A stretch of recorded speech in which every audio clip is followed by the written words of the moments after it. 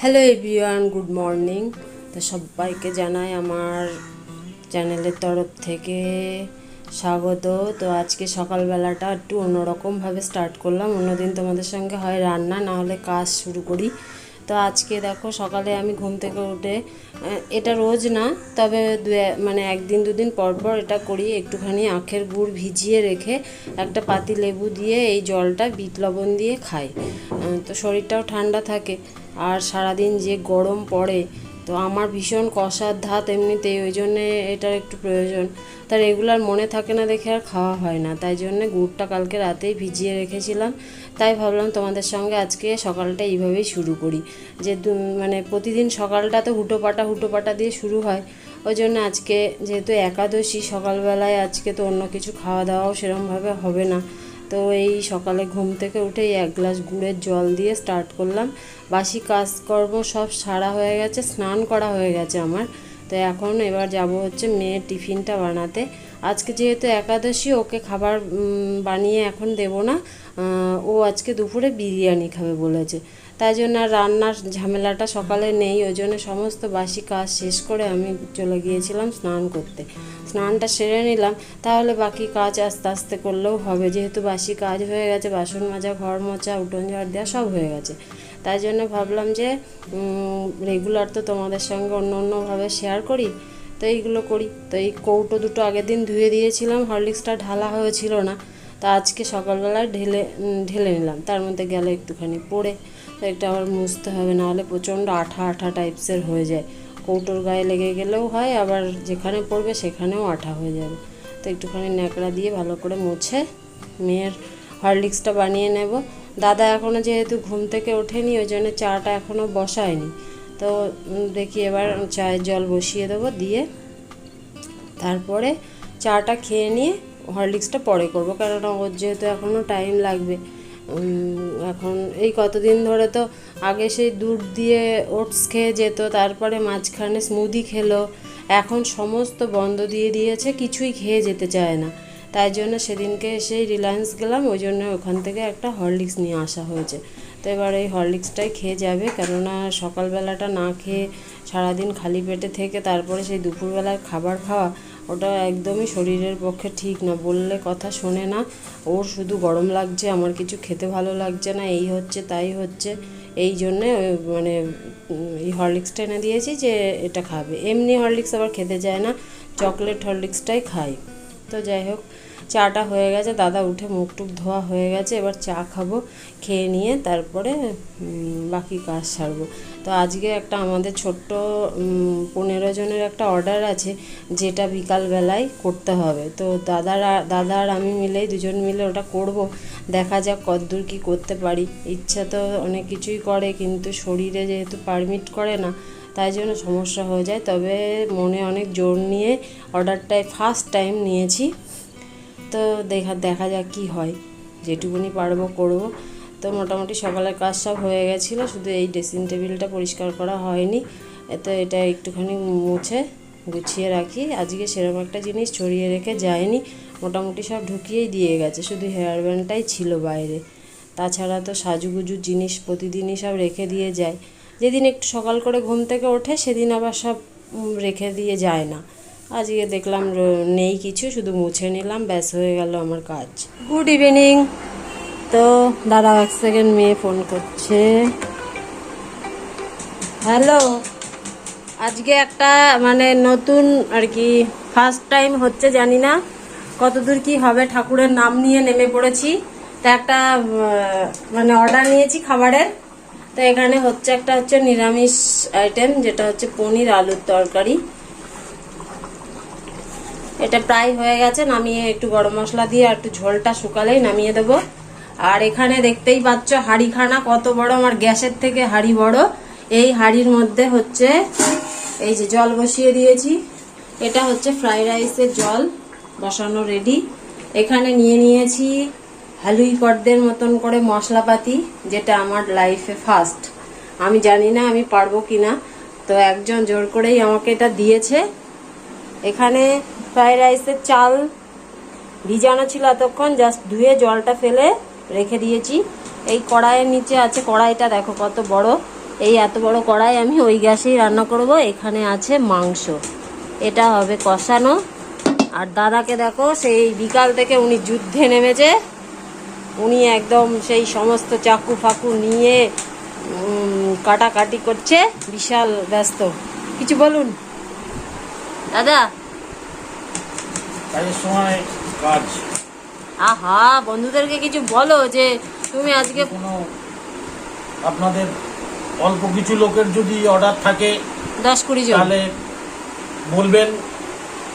ওই একই কথা, কাছে পিঠের যদি হয় অবশ্যই করে দেবো। আমাদের এটা আজকে ফার্স্ট প্রথম একটা ছোট্ট অর্ডার পেয়েছি, যেটা নিয়ে আমরা দুজনেই করছি। 15 জনের অর্ডার। 15 জনের অর্ডার। তো দেখা যায় আর মাংস। এই যে ওই জন্য আমার চোখ জ্বলছে, ওইটা করছো বলো তুমি। তো এখানে ফ্রাইড রাইসের সমস্ত কাটা রেডি। ক্যাপসিকাম, গাজর, বিনস আর একটু স্যালাড হবে, সেটা বাকি আছে কাটা। তো আগে মাংসর পেঁয়াজ রসুন আদাটা করে দিলে আমি মাংসটা চাপাতে পারবো। যেহেতু মাংসর ওটা রেডি হয়নি, ওই জন্য আগে ভাতটা বসিয়ে দিলাম। যেহেতু এত বড় হাঁড়ি, বুঝতেই পারছো টাইম লাগবে। ছোট একটা গ্যাস ওভেনের কথা যে ভাবিনি তা নয়, কিন্তু ওটা নেওয়ার সাহস পেলাম না এই কারণে, যেহেতু আমি মানে কখনো এরকম ধরনের কাজ করিনি।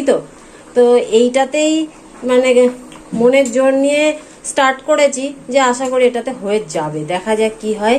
তো ফাইনাল রেজাল্ট পরে জানাচ্ছি তোমাদেরকে। সঙ্গে থাকো, দেখতে থাকো। ভালো হলে রিভিউ অবশ্যই পাবো। আর যদি সব ঠাকুরের ওপরে, আর কিছু না। তো তোমরা সবাই আর কি বলবো, উৎসাহ দিও যেন এই কাজ করে কিছু একটা ব্যবস্থা করতে পারি। তা যাই হোক, সঙ্গে থাকো। দাদা সেই 5টা থেকে শুরু করেছে, এই যে বসেছে উনি। হ্যাঁ, হ্যালো দাদা, আপনি এখন লাস্ট কি কাটছেন? হ্যাঁ না, তখন তো একরকম পেঁয়াজ কাটছিলেন, এখন কিসের? আচ্ছা, এই যে স্যালাড হয়ে গেল। ব্যাস, আমাদের কমপ্লিট, মোটামুটি কমপ্লিট। উনি সেই 5টা থেকে কাটিং স্টার্ট করেছে। আজকে 5টা থেকে স্টার্ট হয়েছে। তো আমাদের এখানে রান্না কমপ্লিট হয়ে গেছে। হচ্ছে যে পনির গামলাতে রেখে দিয়েছি ঢাকা দিয়ে, এটা কাগজ দিয়ে ঢাকতে হতো, যাকগে। তো এখানে হচ্ছে চিকেন হয়ে গেছে, প্রায় কষানো চলছে। একটুখানি সামান্য গরম জল বসিয়েছি, জলটা দেব। এই সামান্য একটু জল দেবো, যেহেতু নাহলে চিকেনটা সেদ্ধ আর একটু হবে। দেব? হ্যাঁ। তো এবার জলটা ঢেলে দিয়ে দিই।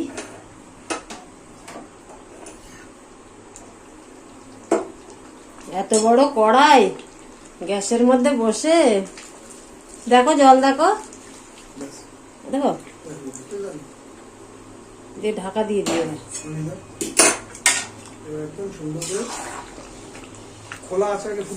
হ্যাঁ, লবণ যাবো। তার মধ্যে এমনই সমস্যা আজকে আমাদের, যেহেতু একাদশী, তো কিছু টেস্ট করতে পারছি না। ওই জন্যে সঞ্জুদা এসছে, উনি একটুখানি টেস্ট করে দিল মাংসটা। একটু সামান্য লবণ লাগবে, দিয়ে দিই।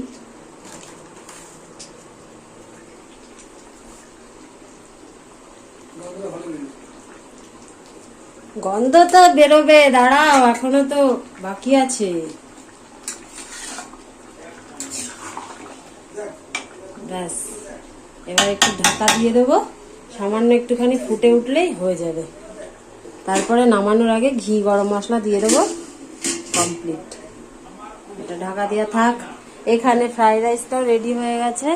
2টোতে করেছি, একটাতে করতে পারি, মানে অতটা যেহেতু, যেখানে বড় একটা গামলাতে করেছি, আর নিচে হাঁড়ির মধ্যে হাফ আছে, কেননা এতটা ফ্রাইড রাইস ওটা ওনাকে দাওনি খাবে।